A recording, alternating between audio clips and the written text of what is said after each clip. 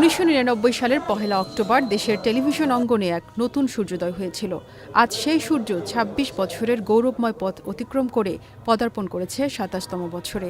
Channel I শুধু একটি টেলিভিশনের নাম নয়, বরং বাংলাদেশের গণমাধ্যমে এক আলোকবর্তিকা, যা দর্শকের হৃদয় জাগিয়েছে গভীর প্রত্যয়, হৃদয়ে বাংলাদেশ।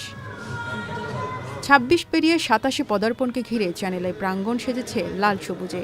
জন্মদিনের সকাল থেকেই চ্যানেল আইকে শুভেচ্ছা জানাতে আসেন বিনোদন অঙ্গনের তারকাসহ বিশিষ্টজনেরা।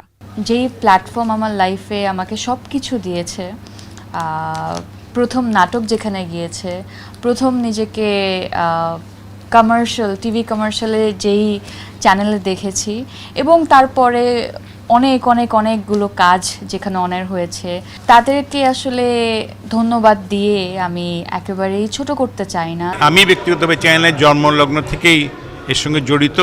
আইন বিষয়ক সব জিনিস আমি দেখাশোনা করছিলাম। এই চ্যানেল আই যখন সংবাদ পরিবেশন শুরু করতে যায়, তখন আরেকটা বিশেষ মহল আমাদের বিরুদ্ধে, এই সংবাদ প্রচার না করার বিরুদ্ধে একটা আইনি লড়াই করে। আমি চ্যানেলের পক্ষে সে আইনি লড়াই যুদ্ধ করেছিলাম। আমরা ওদেরকে পরাভূত করেছি। আমি প্রথম থেকেই চ্যানেলের সাথে, প্রথম বছর থেকে চ্যানেলে যুক্ত। আমার কাছে কী ভালো লাগছে আমি ভাষায় প্রকাশ করতে পারবো না। অনেক অনুষ্ঠান এখানে করেছি।